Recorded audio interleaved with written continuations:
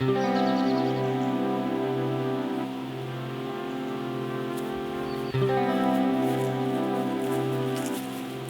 a tutti e benvenuti in Appuntamento in Giardino. Torniamo a parlare di rose in questo secondo video, un video che sarà abbastanza breve, per parlare della coltivazione delle rose in maniera un po' generica. Poi nel corso dei video che ci saranno sempre dedicati alla rosa si tornerà poi a parlare sempre un po' di coltivazione, quindi questo sarà proprio un video dedicato proprio alla base della coltivazione della rosa, con gli elementi necessari perché questa pianta si sviluppi al meglio. Allora, questo è un video dedicato alla coltivazione della rosa, un video base. Base che cosa vuol dire? Sono le regole essenziali per poter coltivare bene una rosa in giardino e quindi analizziamo bene quali sono gli elementi di cui la rosa ha bisogno per poter crescere bene e per poter fiorire, perché poi alla fine quando noi acquistiamo una pianta l'obiettivo principale, diciamo gli obiettivi principali sono due: se sono piante da orto è ottenere un qualcosa da mangiare, se sono piante da fiore è ottenere un qualcosa visivamente bellissimo che è la fioritura. Quando la pianta fiorisce ci troviamo davanti all'obiettivo finale di tutto il nostro lavoro, abbiamo ottenuto una bellissima fioritura e poi si ricomincia. Bene, quindi parliamo di coltivazione di rosa. Allora, l'elemento principale per la coltivazione di una rosa è sicuramente la luce. Le rose sono delle piante che vogliono assolutamente un'esposizione solare, al sole, per almeno 6-8 ore al giorno. Io ho notato con alcune rose che ho qui nel giardino, sistemate in un luogo che prendono una buona luce solare, nella tarda mattinata, diciamo nelle prime ore, sul mezzogiorno l'una cominciano a prendere questa buona luce solare, hanno qualche problema rispetto a quelle che sono in piena luce solare tutto il giorno. Quindi più luce solare diamo alle nostre rose e meglio è per loro, perché il sole, soprattutto nella bella stagione, asciuga sempre le foglie, magari dopo una notte in cui ha piovuto, e questo fa sì che le foglie non sviluppano poi queste malattie fungine che rischiano poi di rovinare le nostre piante. Quindi la luce solare, un po' di calore non eccessivo, un luogo ventilato e un terreno di un certo tipo possono garantire veramente dei ottimi risultati con queste piante, che sono piante robuste. Coltivare una rosa non è un qualcosa di particolarmente difficile, vengono vendute anche online, si può leggere che come coltivazione le rose sono piante abbastanza semplici, basta proprio rispettare un po' questi elementi che sono la luce, un'esposizione in una zona che sia un po' ventilata, non umida con aria ferma, e un buon terreno. Della luce abbiamo già parlato, quindi un'esposizione solare. Va bene anche la mezz'ombra per alcuni tipi di rose che apprezzano anche la mezz'ombra, otteniamo un po' meno fiori, ma se vogliamo veramente un risultato incredibile, sicuramente nella luce solare le rose si sviluppano al meglio. Per quello che riguarda il terreno di coltivazione delle nostre piante, allora le rose amano dei terreni con un impasto un po' misto, non deve essere un terreno troppo sciolto e non deve essere un terreno troppo compatto, quindi una via di mezzo. Sopportano anche dei terreni che sono più che altro un po' più sul compatto che sul troppo sciolto, che non trattiene tanto l'acqua, quindi un terreno argilloso può essere anche ideale per le nostre rose. Dobbiamo però modificare un pochettino il terreno dove andremo a sistemarle, con l'aggiunta magari di, se è troppo argilloso, possiamo aggiungere della perlite, della sabbia di fiume ad esempio, per poter rendere il terreno un po' più drenante. Se è troppo sciolto andremo ad aggiungere sostanza organica, possiamo portare magari del compost per creare in queste grosse buche che andremo a fare, che ospiteranno le piante, andremo a sistemare lì un terreno proprio adatto ad ospitare la nostra pianta, che richiede comunque un terreno con una buona sostanza organica, anche lievemente acido. Le rose sono piante che amano un terreno dal neutro al lievemente acido e quindi possiamo aggiungere nel terreno anche un pochettino di torba, questo viene apprezzato dalle nostre rose. Quindi un terreno di medio impasto, come dicevo, non troppo argilloso e non troppo sabbioso, anche perché il terreno argilloso, quando ci sono le piogge, tende a trattenere comunque l'acqua e la rilascia lentamente. Un terreno troppo sciolto, con poca sostanza organica, tende a dilavarsi abbastanza in fretta, e quindi la pianta deve essere bagnata molto di più, e in più non riesce a prendere tutto il nutrimento di cui ha bisogno. Quindi mi raccomando, quando compriamo una rosa, la nostra prima rosa del giardino, creiamo una bella buca, larga anche 40 cm, in modo da lavorare una buona porzione di terreno. La buca andremo a scavarla magari un mese prima dell'impianto, c'è chi dice anche 2 mesi prima dall'impianto della nostra rosa, cominciando a mescolare già la terra giusta, e poi dopo 2 mesi, dopo un mese andremo a metterci la nostra pianta. In questo modo il terreno ha tutto il tempo di lavorare per conto suo, per ospitare poi la nostra pianta di rosa. Volendo possiamo farlo anche all'inizio dell'inverno, creare già le buche che ospiteranno poi alla fine dell'inverno i nostri acquisti, quando arriveranno le rose nel nostro giardino. Quindi un terreno di medio impasto è l'ideale per le nostre rose. Nei terreni, nelle buche che noi facciamo in giardino per ospitare le nostre piante, possiamo, se non abbiamo molta terra a disposizione o vogliamo coltivare le nostre rose in vaso, cosa molto importante, lì non abbiamo a disposizione un terreno del nostro giardino, quindi possiamo prendere terra un po' qui o un po' lì.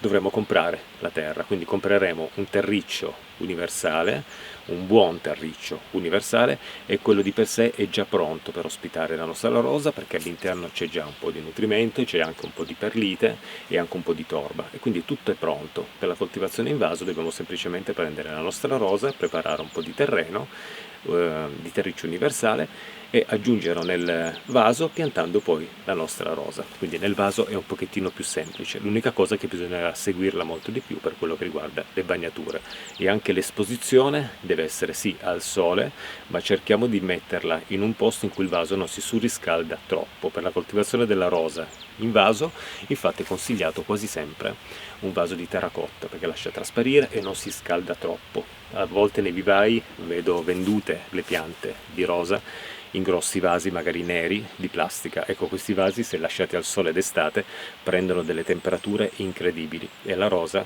va in dormienza e comincia a perdere le foglie e non fiorisce più. Mi sono spostato qui davanti al disordine delle mie cisterne di acqua. Qui c'è del bambù, ci sono degli annaffiatoi, insomma qui c'è veramente un casino, c'è da mettere un bel po' di ordine. Comunque è una cosa che farò poi nel corso del tempo. Allora, perché mi sono spostato qui nella zona delle cisterne? Perché l'elemento acqua per le rose è molto importante. Dicevo che le rose sono delle piante molto rustiche, quindi sopportano anche una leggera siccità, anche per un periodo abbastanza prolungato, ma dipende sempre dal tipo di terreno dove noi abbiamo sistemato le piante. Se noi abbiamo messo le nostre rose in un terreno sabbioso, logicamente la siccità non può essere molto sopportata, perché manca anche tutto l'elemento organico, l'acqua è defluita e il terreno si asciuga tantissimo. In un terreno argilloso come il mio, quando c'è la siccità, comunque al di sotto della terra un po' di umidità c'è sempre, quindi le piante riescono ad attraversare dei periodi anche di siccità un pochettino lunghi, però dobbiamo sempre intervenire con l'acqua. E io ho inquadrato qui le mie cisterne proprio per il fattore acqua, che è molto importante per le rose. Le rose sono delle piante che vanno bagnate, soprattutto nel primo anno di impianto, vanno seguite attentamente, non vanno bagnate ripetutamente, bisogna bagnare le nostre rose e poi andranno bagnate dopo, quando il terreno si presenta un pochettino secco. Non stiamo a bagnare continuamente le rose perché non amano i terreni fradici e neanche le frequenti bagnature, però le bagnature devono essere regolari.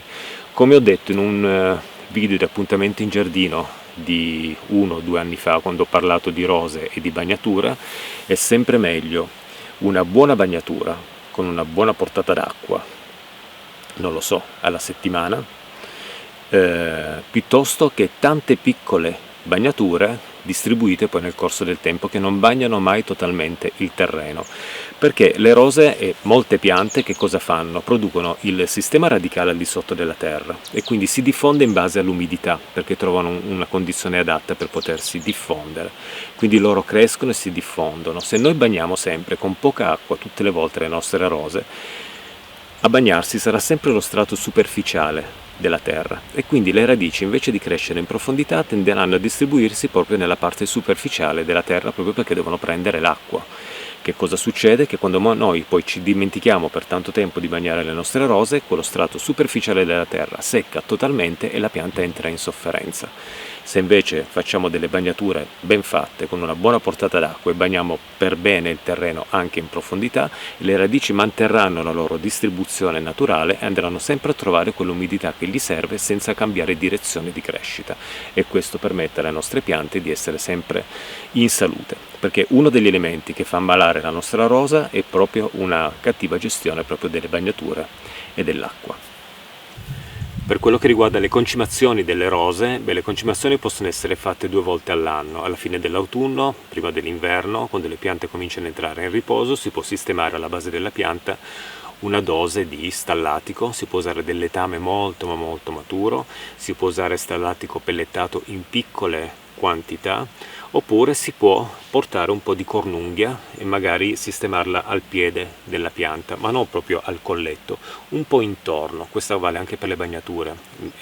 Aggiungo una cosa sulle bagnature: quando bagniamo le nostre rose non andiamo a bagnare il centro della pianta, non ce n'è bisogno, dobbiamo bagnare tutto intorno a circa un 30-40 cm con una buona dose di acqua.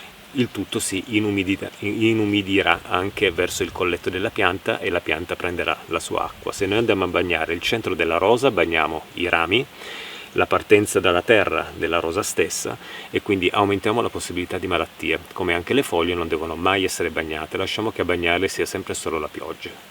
Ritornando al concime, quindi 2 concimazioni all'anno, una in tardo autunno la possiamo fare per preparare la pianta e proteggerla un pochettino con un po' di letame stallatico o stallatico pellettato nel corso dell'inverno, quando lei è in riposo, e poi possiamo fare una seconda concimazione magari al suo risveglio, un po' di concime, io uso quasi sempre lo stallatico pellettato in piccole dosi, in modo che la pianta si risveglia, prende proprio una buona dose di nutrimento e parte con la sua vegetazione.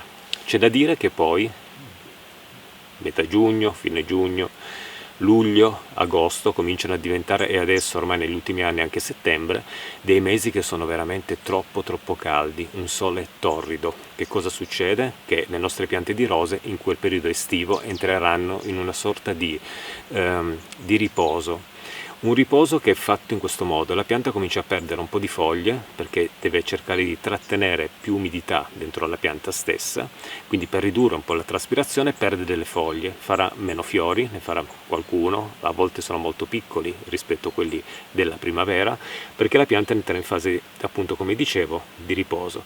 In quel momento lì le concimazioni in un periodo caldo estivo sulle rose sono veramente deleterie, perché è come se noi vogliamo andare a dormire perché siamo veramente stanchi e qualcuno ci sveglia di continuo, ci dà energia per svegliarci e quindi veramente ci crea un problema. Questo succede alle rose in estate, quindi non concimiamo mai le nostre rose in un periodo estivo, caldo, torrido, anche perché sicuramente avranno un po' meno di acqua, perché ci dimentichiamo magari di bagnarle, perché le abbiamo bagnate ma il sole asciuga troppo in fretta la terra, e quindi sono in un momento in cui devono essere lasciate tranquille. Quindi quello che possiamo fare è lasciarli attraversare questo periodo caldo in cui non avremo delle fioriture bellissime, per arrivare poi alla fine dell'estate, quando le rose poi pian piano si risveglieranno e cominceranno con un'altra fioritura. Parlo delle rose rifiorenti, una fioritura che sarà minore rispetto a quella primaverile, con meno fiori ma sempre belli, e da quel momento in poi pian piano la pianta poi andrà nel riposo invernale. Non vedo l'ora di partire con le potature delle mie piante di rosa. Adesso non le faccio, io la potatura delle rose la faccio sempre alla fine dell'inverno, diciamo verso la fine di febbraio, inizio marzo è un periodo buono per potare le nostre rose. Non facciamolo proprio al risveglio della pianta, anticipiamo un pochettino. La potatura viene fatta, poi dopo magari farò un video sulla potatura della rosa, cercando di pulire l'interno per poterla arieggiare un pochettino e accorciando poi i rami. Le rose non vanno mai potate in maniera proprio drastica. La potatura drastica della rosa viene fatta quando è un esemplare un po' sofferente per qualche motivo, allora viene potata abbastanza per fargli recuperare un po' il tutto. Se una pianta non è tanto sofferente, cerchiamo di fare delle potature in cui scendiamo abbastanza con i tagli, ma cerchiamo di mantenere sempre un pochettino l'aspetto un po' cespuglioso che hanno, cercando di assecondarla anche, togliendo comunque tutto ciò che c'è ormai di secco e che ha qualche anno. Ce ne accorgiamo perché rispetto i rami della pianta che hanno una colorazione in questo caso rossiccia e sono sani. I rami più vecchi hanno una colorazione grigia, quelli possiamo poi eliminarli scendendo giù con i tagli, facendo poi dei tagli di ritorno sui rami della nostra rosa, facendo sempre preferenza sulle gemme rivolte all'esterno, in modo che la pianta si cresce sempre un po' all'esterno, allargandosi in maniera esterna e mai all'interno. Tutto ciò che gira e va verso l'interno va poi tagliato, perché altrimenti si riempie all'interno, c'è poca circolazione di aria e la nostra rosa si ammala. Comunque dopo faremo un video sulla potatura. Per quello che riguarda invece la moltiplicazione anche della rosa, magari farò poi anche un video, altrimenti questo video diventa molto lungo. Mi ero promesso di fare un video un pochettino più brevi per quello che riguarda la rosa, e quindi per la moltiplicazione poi ne parleremo in un altro momento. Comunque ricordo sempre che abbiamo a disposizione un mare di informazioni dato da internet, e quindi possiamo cominciare a dargli un'occhiata. Nel prossimo video di appuntamento in giardino dedicato alla rosa parleremo magari di rose rampicanti e rose cespugliose, come utilizzarle in giardino, oppure torniamo magari in appuntamento in giardino con un altro video dedicato a ciò che sta succedendo nel mio giardino in questo fine gennaio. Comunque ci sono sempre degli argomenti, ci sono delle cose che cominciano pian piano a muoversi, me ne accorgo qua in giardino, c'è già un'atmosfera diversa rispetto a quella di dicembre. Qualcosa sta cominciando un pochettino a muoversi e mi fa sentire proprio questo anticipo un po' di primavera, anche se ancora abbastanza lontana. Quindi niente, attendiamo e nell'attesa riempiamo il nostro spazio di attesa con video dedicati alla rosa e video anche dedicati al giardino. I lavori vanno avanti pian piano come ripristino di quest'area che voglio che diventi veramente un paradiso di fiori e di piante bellissime. Ciao a tutti e a presto e grazie come sempre. Ciao ciao.